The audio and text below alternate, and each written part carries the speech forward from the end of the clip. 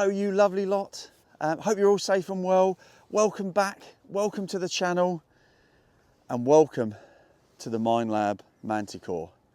Now, the Manticore is a mythical creature. It's steeped in history, goes back to Persian times. It had the body of a lion, the tail of a scorpion, and it had wings. And Manticore translates to man-eater. Minelab call it the beast, and well, we'll be the judge of that, won't we? So, yes, I've got my hands on the Manticore. A few things to say up front before we get on to have a look at it in a bit more detail. First and foremost, full disclaimer, I've never ever used a Minelab machine. Never even held one, okay? So absolutely and fundamentally, I am no expert on Minelab. I've used a Garrett, I've used a Nocta, and I've used an XP. I've never used a Minelab machine. So I'm really excited to finally get my hands on something like this. Another thing to say, massive thank you to LP Metal Detecting for letting me get my hands on this nice and early. And also a massive thank you to each and every one of you, my lovely subscribers, and specifically those who have used the 10% discount code with LP. Because if it wasn't for you, I wouldn't have my hands on this today. So a massive thank you. So today really is all about giving you a first look at the Manticore on the field. I'm not going to faff around with unboxing. I'm not going to faff around with anything else. As I've said, I've never used one before. What I have seen though, it's really easy to put together. It's not massively heavy, but it is heavier than my DS2. It's about the same weight as a Simplex, just so you know, and it's slightly lighter than the Legend. Just to give you some comparisons, and it's about 300 or 400 grams heavier than the DS2. And for those of you who know me, you know that I've got a bit of a bad shoulder. So it will be interesting to see, swinging this for a few hours, what that does, whether that actually causes me any grief or not. So we'll find out. Yeah, so that's about it. What I have seen is, as I've said already, is it's pretty simple to put together, but it's also appears to be, you know, in terms of the kind of basic features and just getting out and digging, appears to be quite simple to use. So yeah, without further ado, let's turn it on. Let's show you me doing that, and we'll try and work it out together, and then let's get on the field. We'll see you in a bit. Right then, let's get this mythical beast on, shall we? Nice and easy. One touch on the sidebar, on the power button, and there we go. We're off and running. And that is, in my opinion, a good looking display. Apologies about the reflection, but that's the only way we're going to be able to do it today. In terms of what I'm going to do, as I mentioned already, I'm just going to use it on the basic settings, but it does appear to be pretty simple to use. First and foremost, the display. Really nice looking, colourful display. We've got obviously our what feature we're using, what digging program we're using, which is here, which I believe is the general one, which we'll check. Multi-IQ, which is obviously one of the reasons why you'll probably buy one of these. We've got the depth gauge on the right. This is the VDI numbers here when we start swinging. This is the volume, and this is what they call the 2D kind of target section. So what does that mean? Well, basically, those darker grey bars along the top side and bottom here are your kind of ferrous areas. So if you're getting blobs appearing there, you've probably got iron and you're fine below the ground. The lighter grey and the line that goes across the middle is your kind of sweet spot. So what you really want is a blob right along that target line. If you get that, then you've probably got something that's half decent and worth digging. So that's as I understand it anyway. In terms of what we're going to use, it's pretty straightforward to kind of select your features. So you've got your little settings button here. So we'll press on that, and you can obviously put your volume up and down if you want to. That's the first one you come to. Then we've got the search mode, which I'm in all-terrain general. There are many others, which I'm not going to worry about today. We're just going to go straight out of the box and use the general mode. There's a noise cancel, which I have already done, just so you know, and that's saved at -6. But obviously you want to do that every time you're about to start a dig. So let's do it again. Just press it once. And for some reason it's selected -1 now, so we don't know why that is, but there you go. And I also believe if you press and hold that, it will toggle through and try and find you the best one. There's ground balance, which I'm not going to bother with today. We've got recovery speed, obviously, which is your kind of reactivity. And again, I'm just going to use number 5, which is straight out of the box. And then as you go further up, you start to get into the more technical stuff like discrimination and ferrous modes and all sorts of stuff. So we won't bother with that today. We're just going to crack on. So that's it. It's really straightforward so far. Just press the back button. We're off and ready to go. We've done the noise cancel. Let's go and find stuff. See you in a bit. There we are. First target. So as I said, I think if I mentioned, you want blobs along that target line basically, and as you can see, that's pretty consistently on that on that line. I should also mention I'm not using the headphones. Obviously, I want you to hear the tones. I think this is a 5-tone program as it's set up out of the box. Yeah, so that's a 46. You can also see I've turned the sensitivity up to 24 because it was a bit quiet on 20, and I like to hear things. So yeah, 46. Our very first target with a Manticore. We've got the button here, I believe. There you go. It's about there. Let's have a look what we got. Righto. About there. I don't think it's particularly deep, but I will dig a small plug. It was quite bouncy, wasn't it? So I suspect it probably is only, if it's not on the surface, it's probably just under. Nice and stony again. Right. Let's see what we got. Yeah, it's still a 45, 46, and it's get that out of the way, and it's in the plug. Right.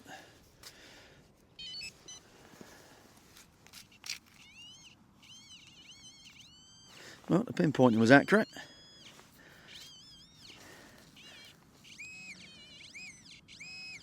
What we got? 45. Hey, there we are. The first find of the Manticore is a coin, and we'll take that. It wasn't very deep, let's be honest, but we'll take it. It's a coin. Right, let's give it a clean, and let's see what we got. There we are. Its first ever find is a blank coin, but it's a coin, and we don't mind that at all. There might be something on there.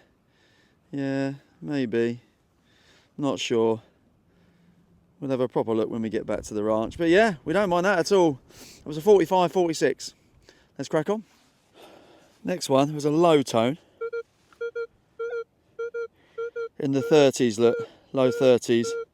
Low tone, but the blobber's in the middle, so, and it's out. So we'll have a look at it together. Oh dear.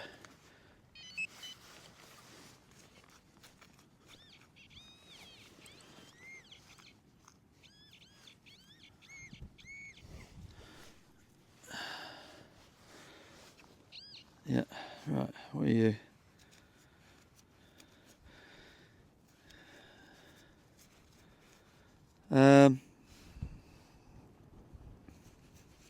Yeah, one of those. Splattered bit of green. Okay, that's all right. So that's, yeah, that's okay. It's cack, obviously, but it was on that middle line, so we dug it. See you in a bit. Right, the next one is in the 30s again, but if you can see, it's kind of waving in and out of that kind of top corner of that dark grey. So that could be, it could be cat, I suspect, because it's a bit more unstable. So yeah, all right, let's dig that one. See what we got this time. Right, the other thing to say is it's a one-touch pinpointing feature, so we're going to try that in a sec. And I'm using the arm cuff just because that extra weight. It's fine so far. I mean, I'm only half an hour or so into it, but yeah. I've also turned the sensitivity up a bit. So that number that you see on the bottom left hand of your screen when you first turn it on is your sensitivity. I turned it up a little bit because it's really quiet on 20, so I went up to about 25, then it got a bit too chirpy, so I'm down to 23 at the moment. Anyway, so it's a 35, 36, and it's there. So let's see what we got. Put it down gently. It's a very expensive machine, which obviously I'm sure you'll all know. So, you know, most people, some of you will expect me to say, oh, is it worth the money? Well, time will tell. It's, you know, you can't really judge that, in my opinion anyway. I don't think you can really judge stuff like that until you've used it for a while. But obviously, yeah, it's a big outlay. But yeah, we shall see, I suppose.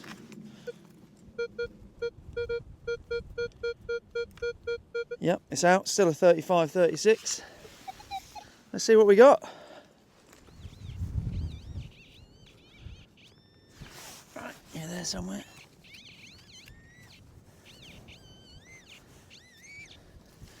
There we are, 35, 36.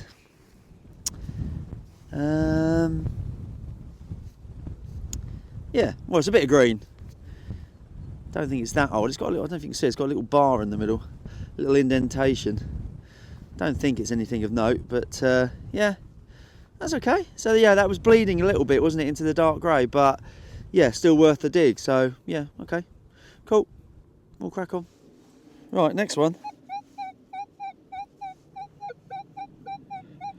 It's all over the place in terms of the numbers, but the tone's pretty high. And as you can see, the blob is kind of a bit long and thinner, but it's on that middle line. I also need to be a bit more careful with the old pinpointing because I have missed a couple, but only just. So yeah, just take my time a bit on it, I think. Yeah, right, let's see what we got. Here's the trick. Oh, there you go. That's why it was jumping all over the place. It's a bottle top. Yeah, quite an old bottle top, but a bottle top. All right, yeah, that all goes in the learning bank, doesn't it? Excellent. Let's move on. Next one was a 20, but so it's quite a low tone, and it's got a little bit of iron on there, but it's part of a buckle basically. That's the little bit where the pin would have gone through. So yeah, quite a small target, not deep, 2 or 3 inches. That's all. But yeah, a little bit of iron on it, so it did kind of bleed into the dark grey a little bit. So I dug it because it was okay tone. Yeah. All right, let's move on. Next one, in the 50s and 60s, and if you can see that, it's a pretty big blob, but it is on the target line. But I'd say that's probably one of the highest tones I've had so far. So let's take a look.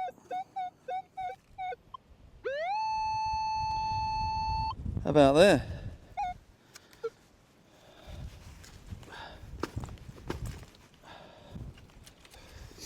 Oh, it's cold and windy today, so I really, really hope that the audio is coming through okay. It should do.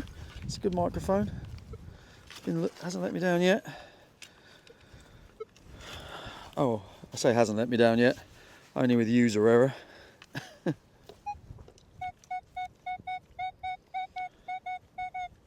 Still there. Let's give it a little bit bigger because I have been digging my holes a little bit too small for a new machine. Right, let's get in there and see if we can find it.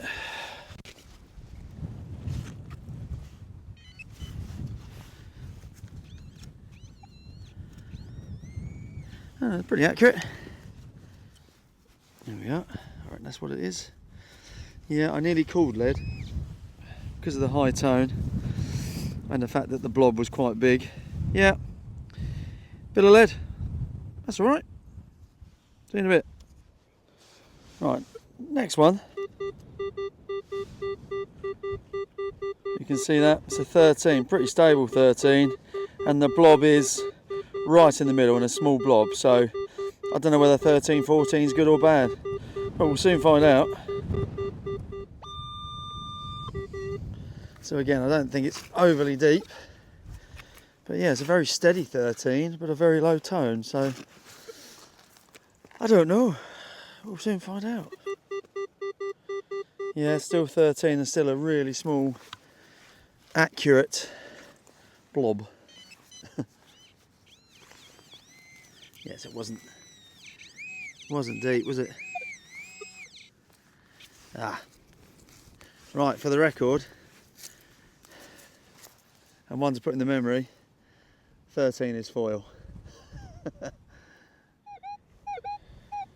Right, next one is the highest tone and highest video I've had. So we're going to see what the 70s, 80s, 90s. That's better, look.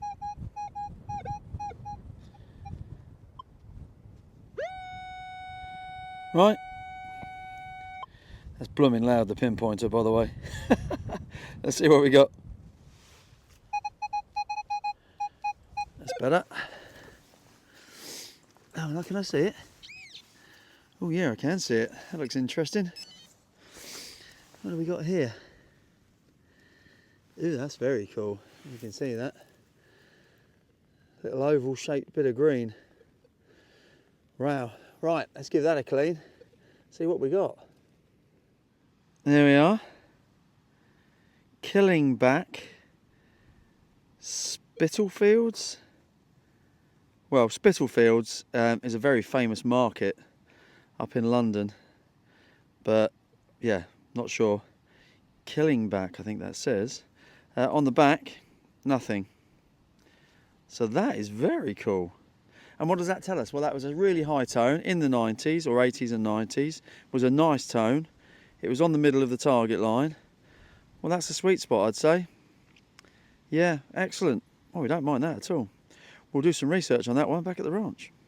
See you in a bit. Next one was a 40. It's a nice tone. Quite like the tones actually, they're nice and fluty. But yeah, that was a 40. Pretty stable tone. And it's a button, a tiny button. And that's all right. See you in a bit. Well, next one was a really nice consistent tone, consistent VDI. It was an 18. So I dug it, because again, low tone, I've got no idea. And it looks like it might have got a coin actually. But I can see a bit of orange, so I think it's probably a modern coin. Let's have a look. Yes. I do believe that is Queen Elizabeth II. Yeah, there she is. That's alright. It's another coin, isn't it? What is it? Oh, it's a sixpence. Oh, wow. Oh, it's not that modern then. 1964. You can see that. Here we are. Sorry about that. It's not that easy with this low sun. Yeah, 1964. Yeah, sixpence. Oh, wow, cool. Don't think I found one of them before.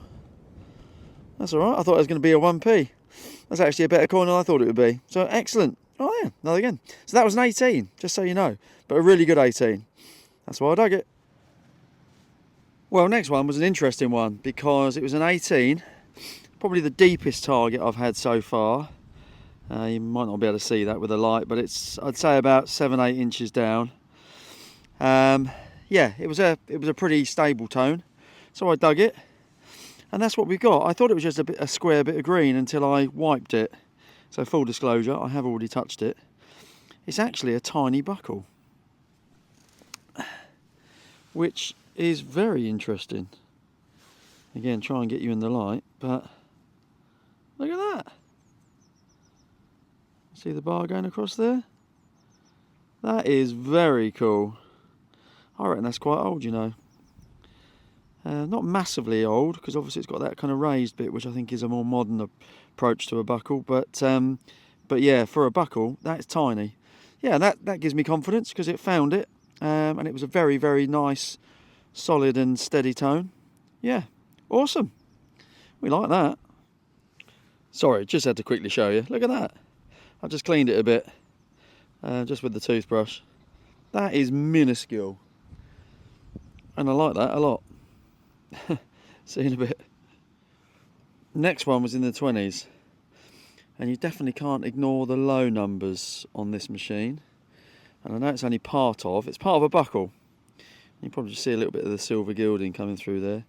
When you turn it over though, look at that. I'm assuming buckle anyway, because it's got that kind of raised bit there. That would have been a Bobby Dazzler, wouldn't it, once upon a time? The kind of little wheelie type pattern. Yeah, that is beautiful. Real shame that's not whole. But yeah, again, another small party fact that it's picked up. So that's all right. We don't mind that at all. Cool. Right, next one is a really interesting one because it was a 26, 27. It wasn't the best of tones, about 4 inches down, but I thought I'd dig it. It was quite faint, and I now know why, because it's tiny. It's a little bit of lead, which is about there. And I picked it up and looked at it and thought, oh, that's actually quite interesting. So I don't know if you can see that, but there's some nice little markings on it there. So that could be some sort of like, yeah, I don't know what it is. Tiny bit of lead. Yeah, interesting. A little lozenge of lead with some markings on it. So if you've got any ideas, let me know. But I reckon that's pretty old, that. Yeah, cool. Okay. One of them. Right, next one I've already found. I'll just show you. 23, 24. 25-ish. Found it about 3 or 4 inches down, so not particularly deep, but yeah, it's that. Any ideas? It's green, very green. Yeah, and again, low sun, but yeah, it's got quite a sharp bit there. I don't know. Another little party fact. It looks quite old, feels quite old, but I'm not sure what. Oh well, we're running out of time now, so going to try and get 1 or 2 more in, and then we'll do a little kind of appraisal. So stick with me, and we'll see you in a bit. Next one, I'm really annoyed I didn't film it. It was a 37, 38, 39, and because I'm running out of time, I thought, well, I'll just dig it. Yeah, and it's a little lead bag seal, which I never mind finding. It's got some writing on both sides as well, so that's pretty cool. Excellent. Well, hopefully there's time for 1 or 2 more. So there we go. All done. 4 hours in, well, just under 4 hours in. First impressions. I like it. I like it a lot. I think it's lighter than I expected it to be, despite its weight, because of its balance, and by using the cuff, it hasn't hurt my arm, my shoulder at all, which is encouraging, because I did worry about that. Yeah, it's a great looking machine. I love the screen. It's very, very intuitive. It's colourful, so you can see everything. Despite in the low light, it was perfectly easy to see.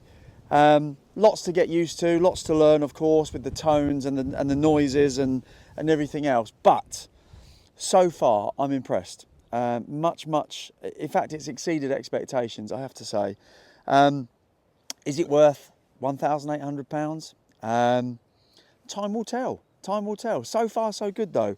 So I hope you've enjoyed it. We found a few things. We did okay. We found some coins, some buttons, some bits and bobs. I'm not going to do an outro because I'm conscious this is probably going to be a pretty long video anyway. So I'll just put a screenshot up of the main finds that I found at the end of the video if you want to see. But we found that kind of Spitalfields kind of oval piece, that interesting lead piece, and party facts, that tiny buckle. So it works. Nothing wrong with it at all.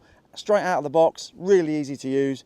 It works, and I'm very, very pleased with it. So thank you once again. Really, really do appreciate it. Looking forward to getting out again soon. The next video, which will come out very soon after this one, so I want to try and get them out while I can. We'll have the DS2 with us, so we're going to be doing a little bit of kind of target comparison and see how they compare. So yeah, we'll see how that goes. So for now, thank you so much. The Manticore has arrived. It's been unleashed, and so far, it's a bit of a beast. We'll see you in a bit.